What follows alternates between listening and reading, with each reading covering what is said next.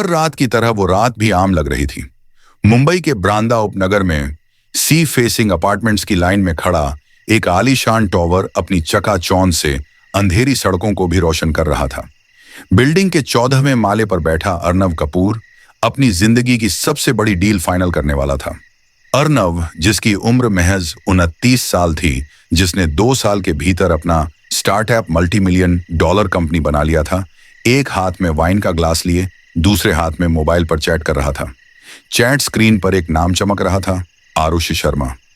एक लड़की जिसने पिछले कुछ महीनों में अर्नव की दुनिया बदल दी थी। आरुषि, जो पहली बार इंस्टाग्राम पर मिली थी, उसकी प्रोफाइल एक सपने जैसी थी। विदेश यात्राओं की तस्वीरें, आलीशान होटलों में डिनर, डिजाइनर ब्रांड्स के कपड़े, एक ऐसी जिंदगी जिसे देखकर कोई भी लड़का दीवाना हो जाए। अर्नव भी बच नहीं सका था। धीरे धीरे बातें बढ़ीं, कॉल्स हुईं, फिर वीडियो कॉल्स। हर बार आरुषि की आवाज में एक मासूमियत थी, हर मुस्कान में एक जादू। अर्नव का परिवार शुरुआत में थोड़ा सा हिचकिचाया था। उनकी मां अनुराधा कपूर बार बार चेताती थीं, बेटा, सोशल मीडिया की लड़कियों पर इतना भरोसा नहीं करते। लेकिन प्यार में डूबे अर्नव ने सब अनसुना कर दिया। प्यार अंधा होता है, और जब सामने वाली लड़की इतना प्यारा जाल बुनती है तो आंखें भी खुद से बंद हो जाती हैं। आरुषि ने धीरे धीरे अर्नव को इमोशनल लेवल पर अपने करीब कर लिया। अपने फेक आंसुओं से उसे यकीन दिलाया कि वो उसे दुनिया से भी ज्यादा चाहती है। उसने बताया कि उसके ऊपर पुराने लोन का बोझ है, कुछ कानूनी केस भी हैं जिनके चलते उसे फाइनेंशियल मदद चाहिए। अर्नव, जो तब तक पूरी तरह उसका हो चुका था, बिना सोचे लाखों रुपए उसके अकाउंट में ट्रांसफर करता गया। एक दिन आरुषि ने एक नई स्कीम निकाली। उसने कहा कि उसके पास एक इनसाइडर स्टॉक डील है जिसमें पैसे लगाने से तगड़ा मुनाफा होगा। अर्नव ने अपने बचत खातों से, म्यूचुअल फंड्स से, यहां तक कि मां की ज्वेलरी बेचकर भी पैसा जुटाया। करोड़ों का ट्रांजैक्शन हो गया। इधर अर्नव अपनी आंखों में सपनों का महल बना रहा था, उधर आरुषि अपने गैंग के साथ मिलकर पैसे के बंडल गिन रही थी। असलियत यह थी कि आरुषि का असली नाम कुछ और था।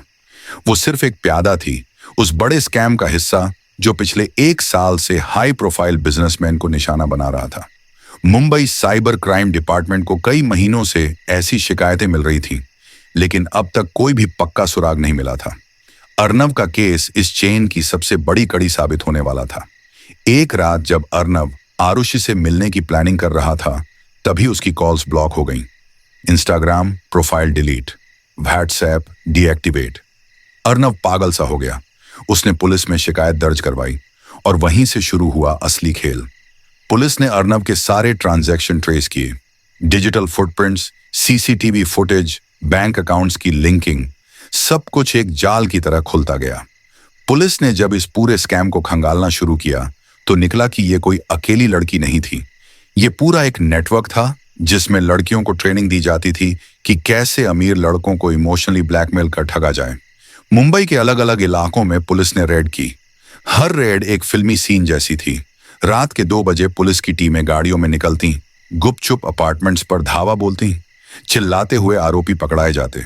मोबाइल्स, लैपटॉप्स, फर्जी पासपोर्ट, सिम कार्ड्स, सब बरामद हुआ। और फिर एक दिन आरुषि भी पकड़ी गई। उसकी गिरफ्तारी की खबर ने सोशल मीडिया पर तूफान ला दिया। न्यूज चैनल्स की हेडलाइंस बनी, इंस्टाग्राम क्वीन निकली हाई प्रोफाइल स्कैमर। अर्नव, जिसने सब कुछ खो दिया था, अब कोर्ट कचहरी के चक्कर काट रहा था।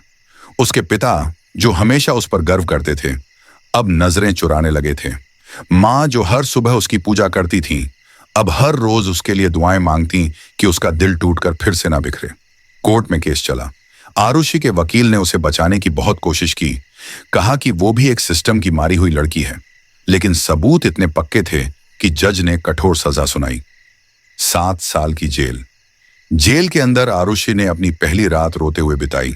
वही लड़की जो एक क्लिक में करोड़ों की दुनिया घुमा देती थी, अब 4 दीवारों के बीच कैद थी। वहीं अर्नव ने खुद को समेटा। उसने अपनी हार को अपनी आखिरी हार नहीं बनने दिया। 2 साल बाद एक नए बिजनेस वेंचर के साथ वो फिर से उठा। इस बार उसने सोशल मीडिया से दूर रहना सीखा, प्यार को अपनी कमजोरी नहीं बनने दिया।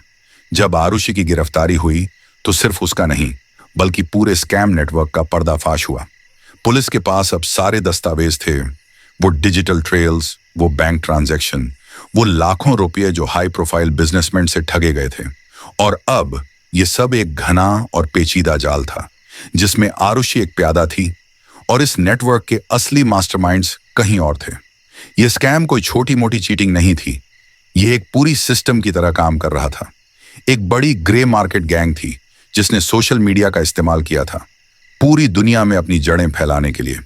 इस नेटवर्क का एक मुख्य ऑपरेशन था लड़कियों को खूबसूरत, मासूम और बेहद आकर्षक दिखने वाला बनाना और फिर उन लड़कों को अपनी बातों में फंसाना जो उनकी चमक दमक में खो जाते थे। आरुषि अब पुलिस की गिरफ्त में थी, लेकिन उसके बाद एक और सवाल उठने लगा था। क्या उसने यह सब अकेले किया था या फिर कोई और था जो उसका मास्टर था? क्या आरुषि सिर्फ एक मोहरा थी? पुलिस की जांच में यह सामने आया कि स्कैम का असली मास्टरमाइंड था समीर चौधरी, एक ऐसा आदमी जिसे बहुत कम लोग जानते थे लेकिन जिसे हर बड़ा बिजनेसमैन अच्छी तरह पहचानता था। समीर एक शातिर बिजनेस टाइकून था जिसने कई सालों तक अपनी कंपनी के नाम पर अच्छा खासा पैसा कमाया था, लेकिन असलियत यह थी कि उसकी पूरी जिंदगी एक धोखाधड़ी पर टिकी थी। वह किसी भी व्यक्ति को अपने इशारों पर नचा सकता था। समीर ने एक बार आरुषि के साथ एक मीटिंग में यह कहा था, तुम मेरी आंखों से देखो और फिर तुम दुनिया का कोई भी आदमी फंस जाएगा। उसकी आवाज में ऐसी धूर्तता थी जैसे वह खुद को पूरी दुनिया से बड़ा समझता हो। समीर ने आरुषि को और उसके जैसे लड़कियों को एक नेटवर्क में बदल दिया जिनका काम था छोटे बड़े लोन को बढ़ा चढ़ाकर बेचना और फिर उन लोन से जुड़े बिजनेसमैन को ठगना। इसके लिए वह इंस्टाग्राम जैसे सोशल मीडिया प्लेटफॉर्म का इस्तेमाल करता था जहां लड़कियां अपनी जीवन शैली को बेहतरीन दिखाती थीं और फिर उन लड़कों को आकर्षित करती थीं जो इमोशनली वीक थे। जब आरुषि की गिरफ्तारी हुई तो समीर पूरी तरह से चुप था। पुलिस को उसकी गिरफ्तारी में काफी समय लगने वाला था क्योंकि समीर की पहुंच बहुत गहरी थी और उसके पास अपने बचाव के लिए बहुत सारे वकील थे। लेकिन पुलिस के पास अब आरुषि की गवाही थी जो समीर के खिलाफ सबसे मजबूत सबूत थी। आरुषि ने पुलिस को बताया, वो सब मेरे पीछे था, मुझे उसकी बातों में फंसाया गया था। वह मुझे हमेशा कहता था, अगर तुम मुझे छोड़ दोगी तो मैं तुम्हारी जिंदगी बर्बाद कर दूंगा, और मैंने जो भी किया वो उसकी वजह से किया। एक दिन समीर को पकड़ने के लिए पुलिस ने उसके मुंबई स्थित ऑफिस पर रेड मारी। यह रेड एकदम सीन जैसा था। पुलिस ने समीर के सारे कंप्यूटर, लैपटॉप, फोन और फाइल्स जब्त कर ली। उन फाइल्स में जो डिटेल्स मिली वह चौंकाने वाली थी। समीर की पूरी रसीदें, बैंक अकाउंट्स और ट्रांजैक्शन की लिस्ट एक बड़े धोखाधड़ी नेटवर्क का हिस्सा बन चुकी थी। पुलिस को पता चला कि समीर ने न सिर्फ भारत में बल्कि विदेशों में भी ऐसे ही स्कैम ऑपरेट किए थे। उसने कई अमेरिकन और यूरोपियन बिजनेसमैन को भी लूटा था। पुलिस ने समीर के एक पुराने साथी तारिक मलिक को भी पकड़ लिया। तारिक समीर का सबसे करीबी आदमी था जो सोशल मीडिया पर लड़कियों को ट्रेन करता था। तारिक ने बताया कि समीर ने लगभग 50 लड़कियों को अपनी इस चोर दुनिया में शामिल किया था। ये लड़कियां अपने इंस्टाग्राम प्रोफाइल पर फेक पोज देती थीं और फिर धीरे धीरे बिजनेसमैन के साथ इमोशनल जुड़ाव बनाती थीं। ये लड़कियां अपने ठगी के पैसों से एक बड़ी रिंग बनाती थीं और फिर यह पूरे ऑपरेशन को दुनिया भर में फैला देती थीं। अब मामला और भी गहरा हो गया था। समीर और उसके पूरे नेटवर्क के खिलाफ पुलिस ने केस दायर किया और फिर एक दिन कोर्ट में समीर को गिरफ्तार कर लिया गया। उसे 10 साल की सजा सुनाई गई, लेकिन पुलिस को यह भी एहसास हुआ कि यह सिर्फ शुरुआत थी। आरुषि की सजा का भी ऐलान हुआ। वह जेल में थी, लेकिन पुलिस को उसकी गवाही के बाद और भी कई नामों का खुलासा हुआ। समीर के एक और साथी अमीना शाह को भी गिरफ्तार किया गया। अमीना एक और खूबसूरत लड़की थी जो अक्सर इंस्टाग्राम पर अपनी तस्वीरें शेयर करती थी और फिर उन तस्वीरों से वह अपने शिकार को फंसाती थी। पुलिस अब पूरे नेटवर्क को तोड़ने की कोशिश कर रही थी और धीरे धीरे समीर के सारे साथी पकड़ में आ गए। अब यह मामला सोशल मीडिया और डिजिटल धोखाधड़ी का सबसे बड़ा उदाहरण बन चुका था। आखिरकार 3 साल बाद समीर और उसके नेटवर्क के सभी बड़े मास्टरमाइंड्स जेल में थे। इसी बीच अर्नव ने अपने खोए हुए पैसे वापस कमाए, लेकिन यह अनुभव उसकी जिंदगी का सबसे बड़ा सबक था। उसने अपने बिजनेस मॉडल को पूरी तरह बदल दिया और अब वह सोशल मीडिया से दूरी बनाकर रहा। आरुषि की कैद में भी उसके मन में एक सवाल था, क्या मेरी जिंदगी सिर्फ एक छलावा थी? वह सोचती थी कि अगर समय के साथ उसका दिमाग बदल जाता तो शायद वह इतनी बड़ी गलती न करती। लेकिन अब वह इस सवाल का कोई जवाब नहीं दे सकती थी, सिवाय इसके कि उसका वजूद और अस्तित्व अब उसी ठगी के जाल में था जिसने उसे पूरी तरह से बदल दिया था। आउट्रो शुरू होता है। दोस्तों, जिंदगी कभी भी जितनी सच्ची दिखती है उतनी नहीं होती। सोशल मीडिया की ये चमकदार दुनिया हमें जितना आकर्षित करती है उतना ही खतरनाक भी हो सकती है। हर किसी को यह समझना चाहिए कि किसी की मुस्कान या सोशल मीडिया पर दिखाए गए फोटोज के पीछे कोई भी फर्जीवाड़ा हो सकता है।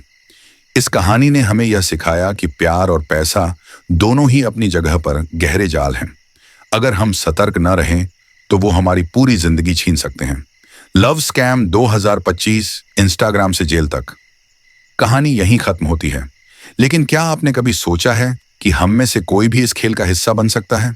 अगली बार जब आप सोशल मीडिया पर किसी से जुड़ें तो थोड़ा और सोचें, क्योंकि एक छोटी सी गलती आपको बड़े धोखे में फंसा सकती है। तब तक के लिए ध्यान रखना, सिर्फ दिखावे की दुनिया से बचकर रहिए।